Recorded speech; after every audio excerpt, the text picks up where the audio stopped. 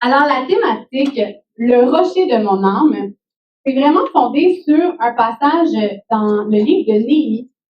Et Néhémie je vous fais vraiment un gros résumé, là, mais il y a vraiment un retour à la parole de Dieu où est-ce que pendant des années, sa génération ont été de ceux qui ont subi les conséquences du désobéissement de leurs grands-parents, ok, par rapport à la parole de Dieu.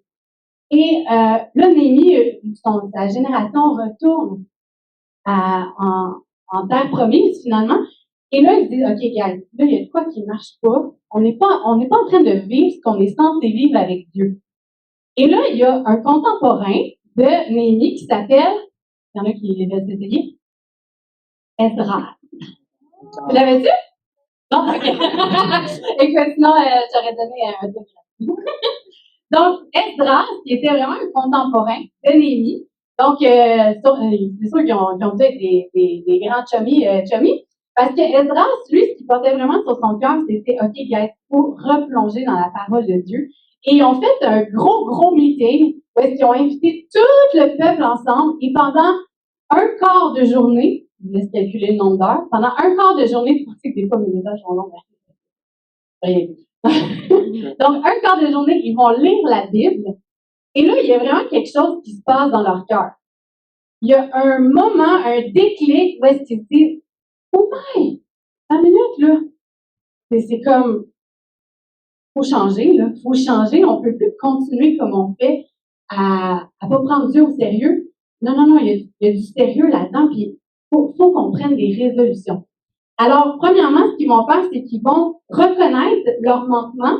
Ils vont reconnaître qu'ils n'ont pas pris la parole de Dieu au sérieux, qu'ils ont même fait le contraire de ce que Dieu voulait. Donc, ils sont en bon québécois foutus des ordonnances de Dieu. Et là, ils disent non. Pardonne-nous, Seigneur, pardonne-nous. Donc, il y a vraiment une repentance de cœur.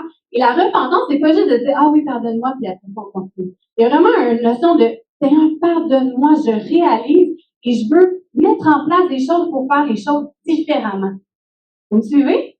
Donc, ça, c'est nos deux buddies, Néhémie et Esdras. C'est bon, ensuite. Et la série se base vraiment sur Néhémie 10, surtout, où est-ce qu'on voit justement le peuple qui, après la lecture, après cette repentance-là, vont dire, OK, guys, on s'assoit ensemble, là, et on va mettre des résolutions. On va prendre des résolutions, on va prendre des décisions, on va mettre des choses en place, on va s'engager à respecter ces décisions-là, parce on ne veut plus vivre le statu quo. On veut vraiment vivre un réveil spirituel. Et vous savez, est-ce que vous avez déjà entendu ça, réveil spirituel?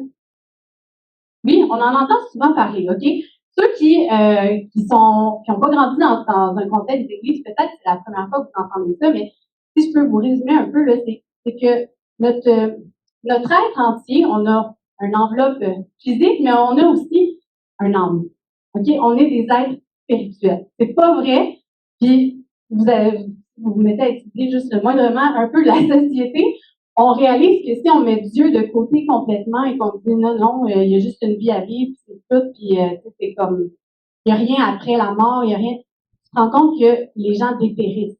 Il y a vraiment une détresse intérieure, il y a une tristesse, ça marche pas parce qu'on est né, on a été créé pour plus.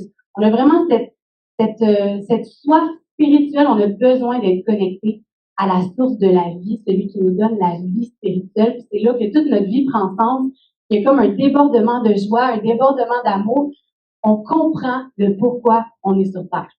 La réalité du réveil spirituel que moi j'ai entendu pendant des années, c'était juste genre, ah, il y a un réveil qui s'en vient, il y a un réveil qui s'en vient. Et là, on fait des soirées, on prie, on loue et tout ça. Mais il n'y a pas de réel sérieux par rapport à la parole de Dieu. Et une des raisons pourquoi je crois que ce réveil-là tarde, parce que, on s'entend, j'avais 15 ans quand j'entendais ça. Le soir, le calcul, ça fait plus que 15 ans que j'entends ça. Et une des raisons pourquoi, c'est qu'il y a encore et toujours un manque de sérieux par rapport à la parole de Dieu. Et la génération de Néhémie et Esdras, ils l'ont compris. Ils l'ont compris. Et une fois qu'ils ont plongé leur regard dans la parole de Dieu, ils l'ont pris au sérieux, ils ont pris des résolutions. Ils ont pris des choix, ils ont fait des décisions qui ont vraiment amené ce réveil-là spirituel où est-ce que toute leur génération a goûté à cette vie-là qu'il y a en Dieu. Alors ce soir, si peu importe, tu te sens sec à l'intérieur, il n'y a pas grand-chose qui se passe avec Dieu pour toi, c'est dans un contexte d'église où que tu vois certaines personnes qui vivent des choses, mais toi, tu te dis, je suis là juste pour mes amis, puis il n'y a pas grand-chose qui se passe. Et sache que tu n'es pas appelé à rester dans un statut. Parce qu'un lac qui stagne, ça finit par sentir. Ça pue. Donc, ta vie, peut-être qu'elle ne sent pas la vie. Fait qu'elle sent la mort. Fait que là, aujourd'hui, dans le fond, c'est le deuxième point de cet engagement-là d'affection et de cœur. Vous me suivez? Un de mes passages préférés, c'est dans Jean 15, au verset 7 à 11. Ça dit, si vous restez attachés à moi, on parle justement d'une décision d'attachement. Si vous restez attachés à moi, et si mes paroles restent en vous, demandez ce que vous voulez et vous l'aurez. Donnez beaucoup de fruits et soyez ainsi mes disciples. Alors, vous montrerez la gloire de mon Père. Quand on parle de porter beaucoup de fruits, on ne parle pas d'être un arbre fruitier. Mais comme on dit, on reconnaît un arbre à ses fruits. Donc, si ta vie sent bon, que les gens aiment ça être autour de toi, c'est parce que tu portes du fruit. Tu amènes la paix, tu amènes la joie. Il y a une dimension où est-ce que tu représentes Jésus autour de toi. Donc, tu portes du fruit. Il dit, donnez beaucoup de fruits et soyez ainsi mes disciples. Alors, vous montrerez la gloire de mon Père. J'avais déjà fait une étude là-dessus et si je peux résumer en une phrase, la gloire de Dieu, c'est la beauté de l'éclat de toutes les perfections de Dieu. OK? Fait, imaginez un diamant, ben, la gloire de Dieu, c'est tout l'éclat que le diamant, tu sais, quand il y a de la lumière, là, c'est tout, de toutes ses facettes.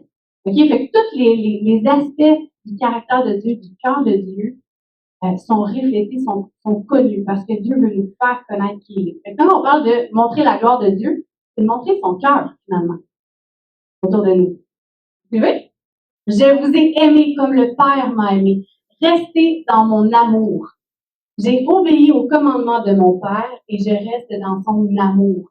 Vous voyez que c'est tellement proche de rester dans l'obéissance à ce que Dieu dit, ce que Dieu demande. Il y a une corrélation avec l'amour. Comment rester dans l'amour de Dieu. De la même façon, si vous obéissez à mes commandements, vous resterez dans mon amour. Et au verset 11, il dit, je vous ai dit cela pour que vous ayez ma joie et pour que votre joie soit complète. Qui veut être heureux? Alors, si tu veux être heureux, heureuse, c'est pas si compliqué que ça, OK?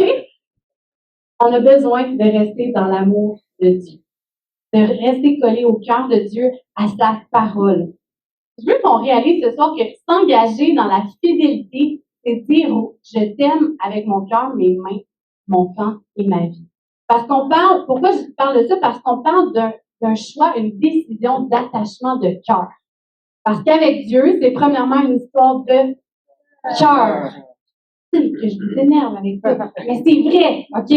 Puis je veux vous en rappeler toute votre vie, que vous le racontez à vos petits-enfants, qu'avec Dieu, c'est une histoire de cœur. C'est pas une histoire de il faut faire, c'est une histoire de cœur. On répond à l'amour de Dieu par notre amour. Donc, on peut pas rester attaché à Dieu, avoir un amour loyal et passionné à temps partiel. On peut pas dire je suis attaché à Jésus à temps partiel. Ça serait comme si j'avais dit à Danny, mon beau Danny, comme si le jour de notre mariage, je lui avais dit, je m'engage à être ta femme, quelques jours, semaines, quand je vais le filer. OK? À la maison, je pense que je vais bien le filer, fait que à la maison, peut-être les dimanches aussi, je vais me sentir un peu plus remplie d'amour, fait que je vais t'aimer ces journées-là.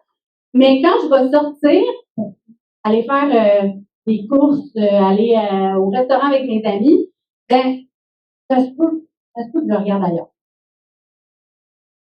Hein, là, je vois des faces qui sont comme, hein? Avez-vous déjà vu ça? À un mariage, quelqu'un qui dit ça? Je m'engage à te chérir à temps partiel? Non, on voit pas ça. Pourquoi? Parce que ça fait pas de sens. Même si je disais, mais je t'aime, là, Dani, je t'aime. C'est la même chose avec Dieu.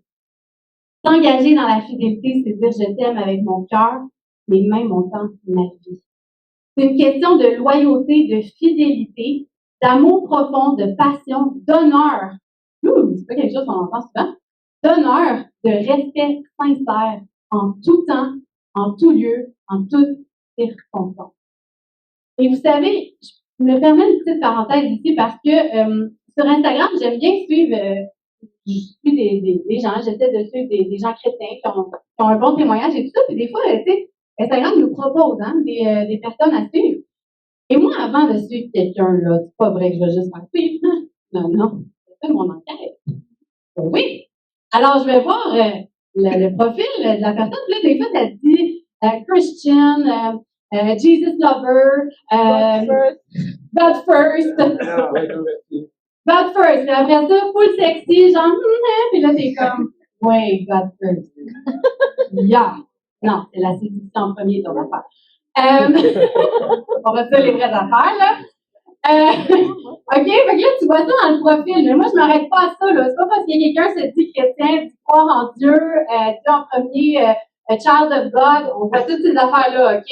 Genre, c'est ça, princesse du roi, nanana. Mais là, tu vois, dans ces vidéos, ou ces posts, c'est comme, non, ça fait pas, là.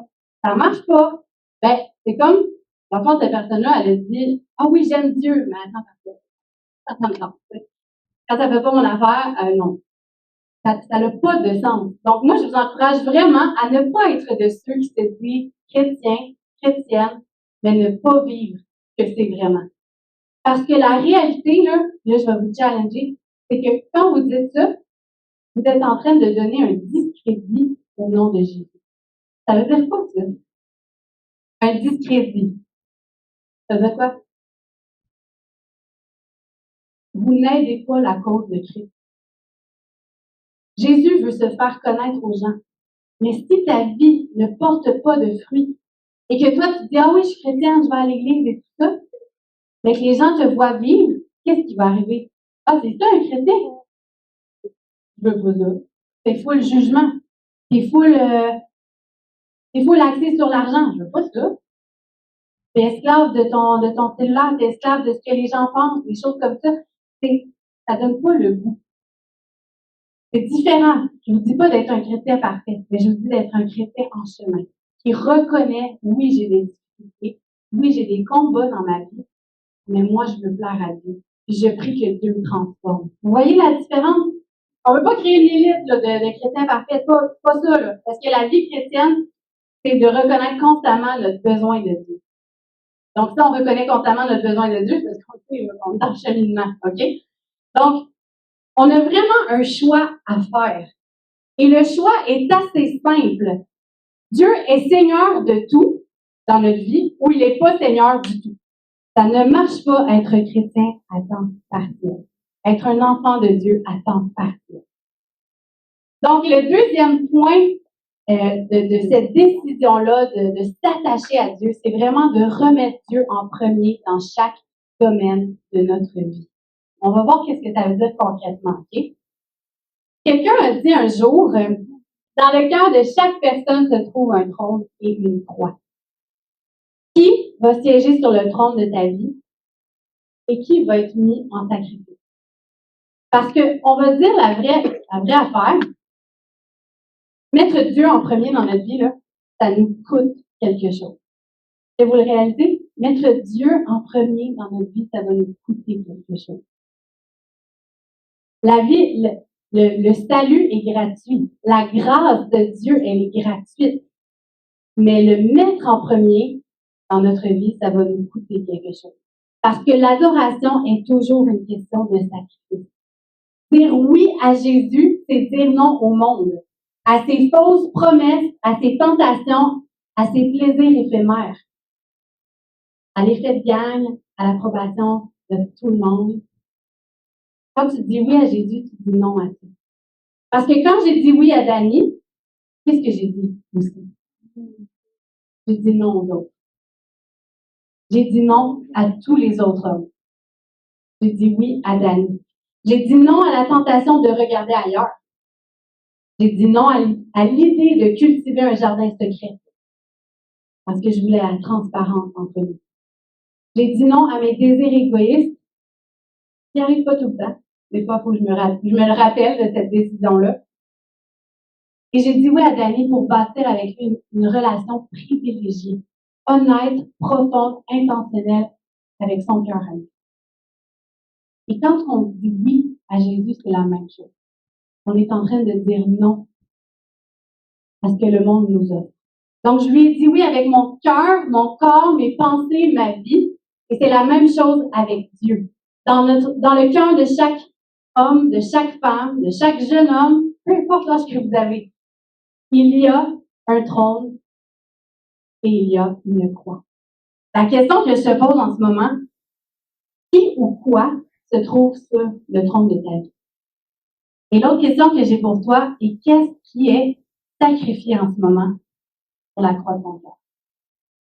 Alors, dis-moi sincèrement, ce qui se trouve sur le trône de ton cœur, est-ce que c'est quelqu'un ou quelque chose qui peut te promettre une joie complète, durable et profonde?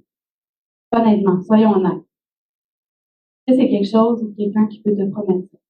Est-ce que cette chose, cette personne peut te promettre une espérance éternelle, une sécurité sans faille pour ton âme?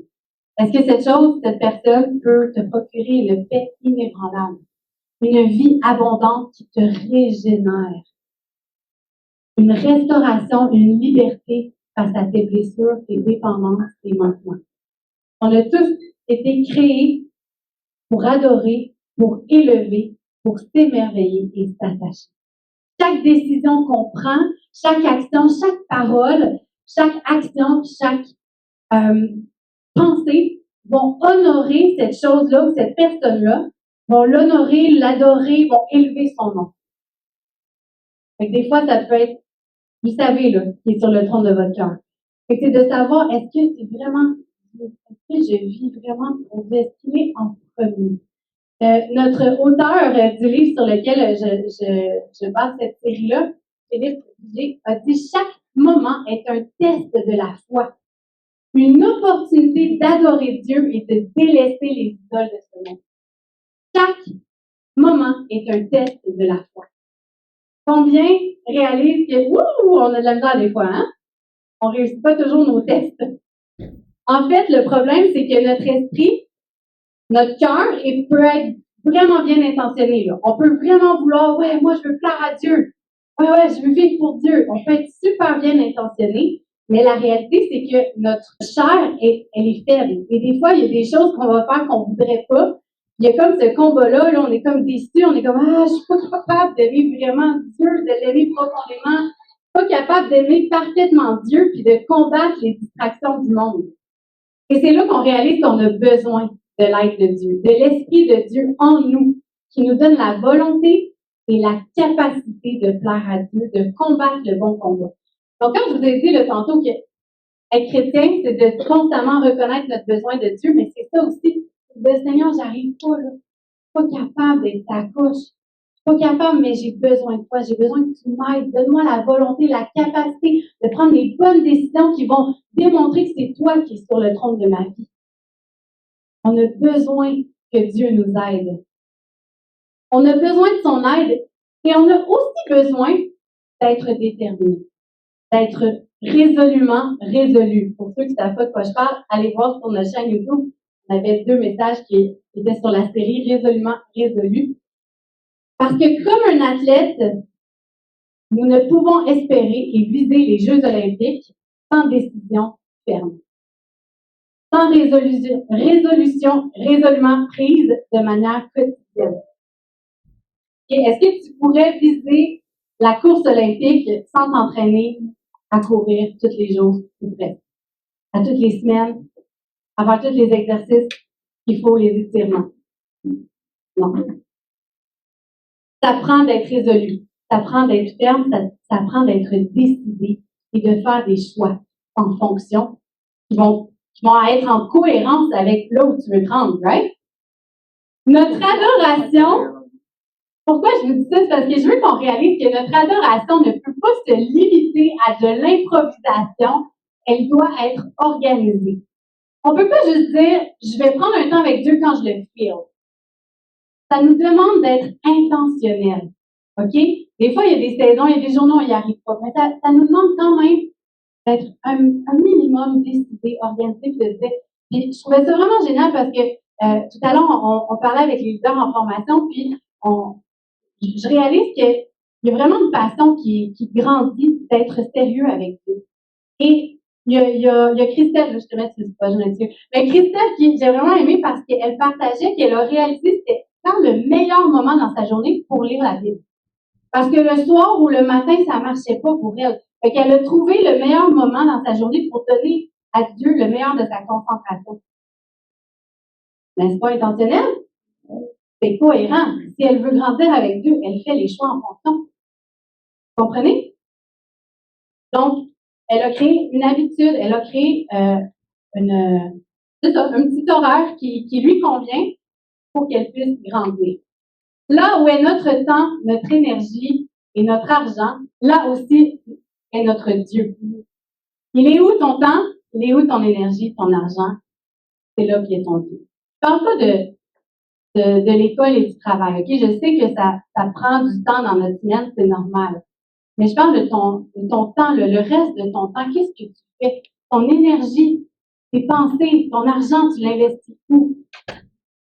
Ça nous rappelle le verset qui dit, là où est ton trésor, là aussi sera ton cœur.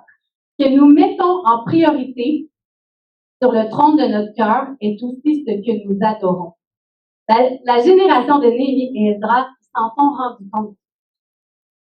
Que ce qu'on met en priorité sur le trône de notre cœur, c'est aussi ce qu'on adore.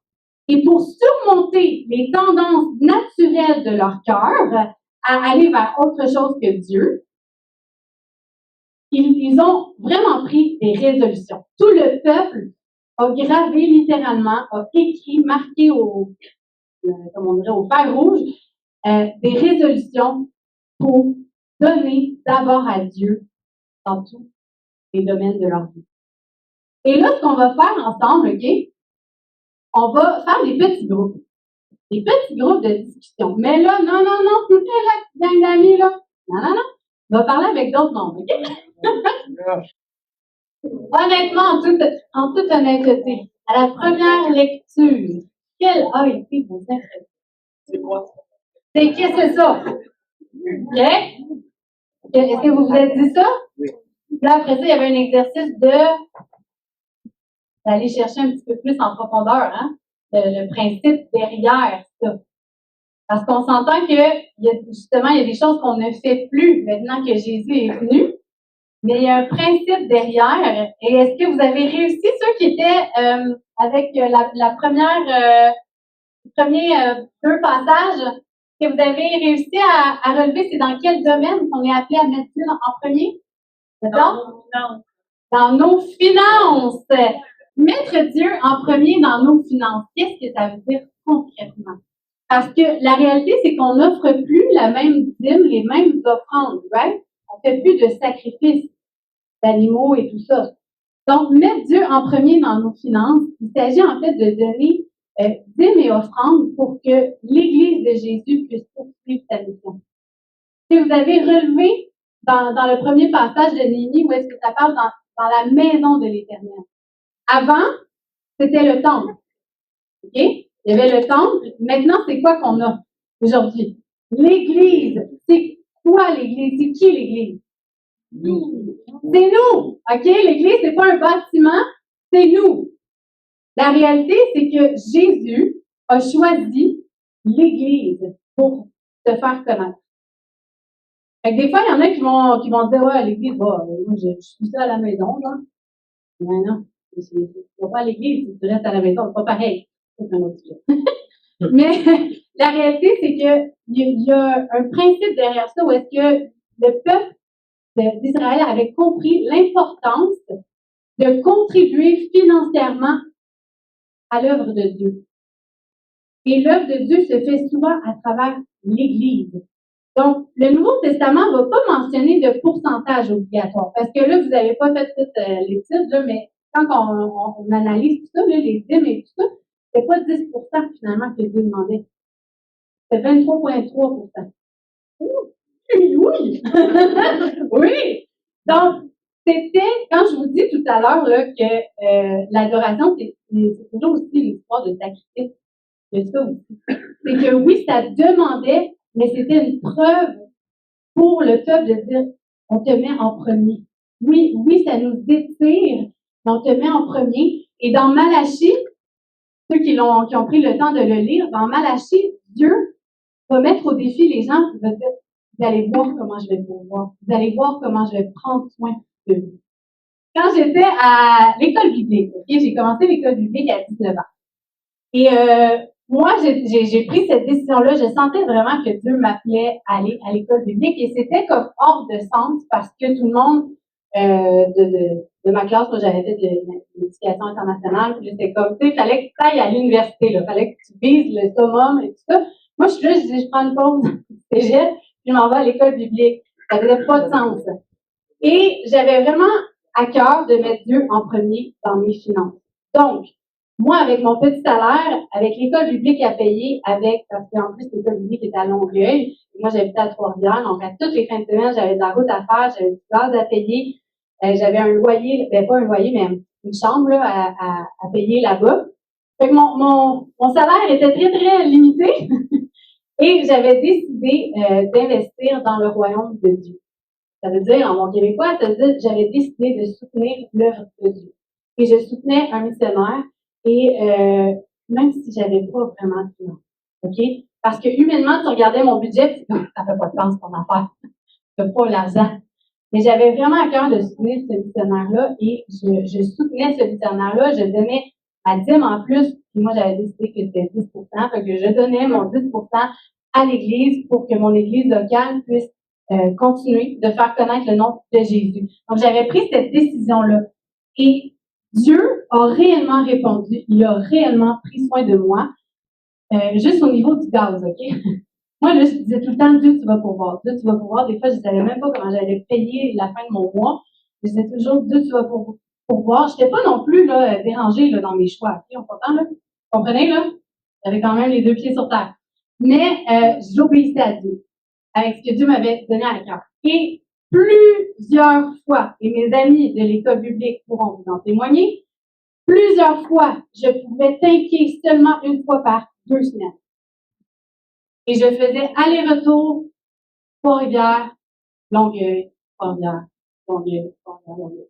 Ma tank restait dans le milieu souvent. Là, des fois, ça changeait un peu, là, mais c'était souvent dans le milieu.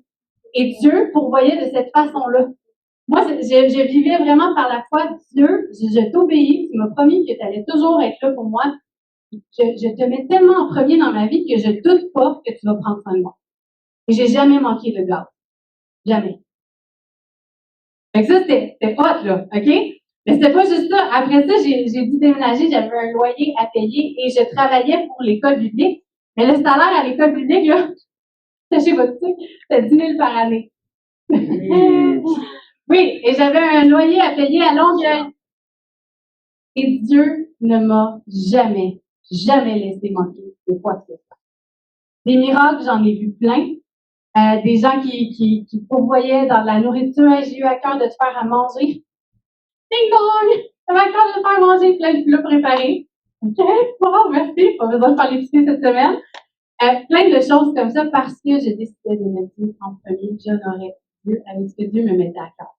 Donc, le Nouveau Testament ne mentionne pas qu'il y a un pourcentage obligatoire à donner à Dieu, mais Jésus nous rappelle que le plus grand commandement est d'aimer Dieu de toute notre force. Et la question n'est pas de savoir combien tu donnes, c'est de savoir que tu donnes à Dieu en premier. Vous me suivez?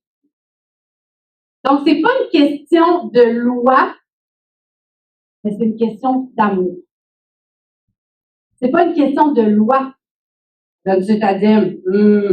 Non. OK? C'est est-ce que tu mets Dieu en premier dans tes finances? Est-ce que quand tu reçois ta paye, c'est plus important pour toi? Et vous savez quoi? Je me parle à moi aussi. Il faut que je me parle pour que mon premier réflexe soit OK. De cette portion-là que Dieu m'a mis à cœur, je veux soutenir l'œuvre de Dieu. Je veux que mon église locale continue de former des disciples, continue de faire des réunions jeunesse, de payer pour un pasteur jeunesse, pour avoir plein d'activités, pour avoir des beaux locaux comme ça. Je veux soutenir l'œuvre de Dieu. Et je vais choisir d'investir de mettre Dieu en premier dans mes finances. Et je vous garantis que si vous le faites avec amour, OK? C'est pas une question de loi. Aujourd'hui, avec cœur, plus de 2 millions va réellement prendre son Dieu. Et vous n'allez jamais manquer de les gens de la vie. Quelqu'un a déjà dit un chrétien heureux, c'est un chrétien généreux. Les influenceurs. Une église heureuse, c'est une église généreuse. Il y a vraiment un lien entre le bonheur et la générosité. J'ai un de mes amis qui est en train de faire sa maîtrise, son doctorat en fait en psychologie par rapport à la générosité. Parce qu'il réalise vraiment qu'il y a une méchante corrélation. Plus tu es généreux, eux ont choisi, plus ton bonheur augmente aussi. Aujourd'hui, avec financièrement à Dieu, c'est s'assurer que Jésus soit sur le trône. On a parlé d'un trône et d'impressionner, de marquer. C'est s'assurer que Jésus soit sur le trône. Les vidéos virales, c'est comme il y a toujours la nouvelle affaire, il y a toujours une nouvelle affaire que les gens veulent essayer. Ah, tu vu ça et tout ça. Pourquoi? Parce qu'il y a quelque part à l'intérieur de nous, plein d'argent, sont pas plus heureux. De faire une différence. Le bon numéro 2, besoin-là, c'était en fait de mettre Dieu en premier dans notre service et le travail. Ça touchait les finances, mais lorsque ce besoin, on regardait avant de parler des finances, il y avait le principe de faire d'offrir à Dieu les prémices, les premiers fruits, les produits. Mais pour ça, on a besoin de se connecter à la parole. C'est de lui donner de nos ressources. On a besoin de le connaître, notre travail, et de mieux le faire. Finir rapidement avec ça. Notre travail reflète le caractère de notre cœur. Un cœur consacré et dévoué à Dieu va donner un service et un travail de qualité.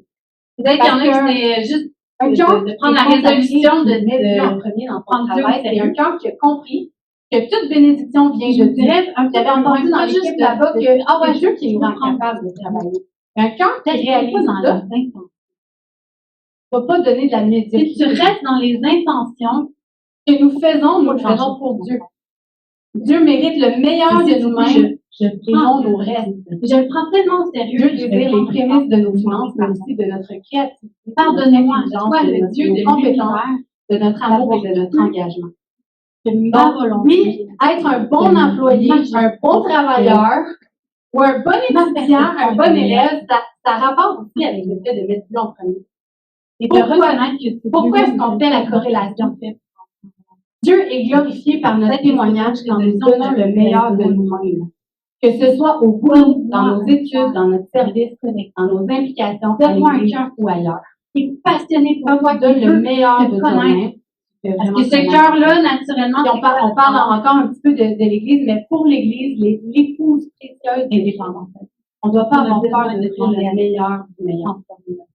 Donner le meilleur dans le travail, de nos mains à Dieu, c'est s'assurer que Jésus ouvre leur Bible pour le trône de notre cœur et que la médiocrité et la paresse. Quand j'entends les gens dire, j'ai pas eu le temps, est-ce que vous me permettez de finir en priant? Bonne hiver! Seigneur Jésus, je te remercie pour cette soirée, je te remercie pour cette opportunité d'entendre ton cœur, Seigneur, d'entendre ta parole, ce que tu moi, je veux t'encourager à nous, Seigneur, ce que tu désires voir prendre place. Il y en a qui vont dire, oui, je te prie, Seigneur, pour une génération de jeunes hommes, de jeunes femmes qui s'attachent à toi, qui s'attachent à toi avec amour, au lieu d'essayer de le faire par avec honneur, reconnaissez donc Éternel, qu'on ne soit pas une génération de ça, mais je me parle à moi aussi, là. J'ai besoin des fois de reconnaître que je tiens à temps plein avec toi, Seigneur Dieu. On veut t'aimer juste par nos pensées, nos paroles, nos actions, par nos vies, Seigneur. On veut t'honorer, on veut élever ton nom et te faire connaître. Donc, je vais arrêter là ce soir, mais aide-nous, Seigneur, parce qu'on sait que de nous-mêmes, on n'y arrive pas. On a besoin de message-là, Seigneur, viens nous soutenir et apprends-nous à dépendre de toi, Seigneur Dieu. Apprends-nous à être assez honnête, assez humble pour dire, Seigneur Jésus, j'allais vraiment pas faire tout ça, j'arrive pas à faire et je veux te plaire. Seigneur, transforme nos cœurs, nos cœurs passionnés pour toi. Il y a aussi des résolutions que vous ne prenez pas. Il y a des souffrances que vous allez avoir. Je ne le dis pas pour vous faire peur, mais c'est juste la réalité. Il y a des décisions que tu dois prendre. Si tu les prends pas, tu vas juste vivre les conséquences de ce manque de résolution. Il met au défi. De vous mettre au défi. De prendre ces résolutions-là. Parce que votre vie va changer la vie des gens. On ne sait pas, là. Peut-être que ce soir, on a des gens là, qui vont avoir un impact incroyable dans la vie de plein de gens. Parce qu'il y a des résolutions que vous allez avoir. J'arrête là pour de vrai. Je vous aime. Si vous avez besoin d'aide pour prier, pour, je sais pas, peu importe, comprendre la Bible, lire la Bible, avoir une routine de lecture de la Bible, tout ça, je suis là pour vous. Donc, venez nous voir, ça va me faire plaisir de vous aider là-dedans, à cheminer mon cœur qui est là pour vous aider. Si ça résonne un peu en votre cœur, je vais vous encourager ce soir en rentrant chez vous à prendre le temps d'écrire une résolution que vous voulez prendre pour vous et de la remettre devant vous. De demander justement à Dieu de vous aider, de le faire à travers.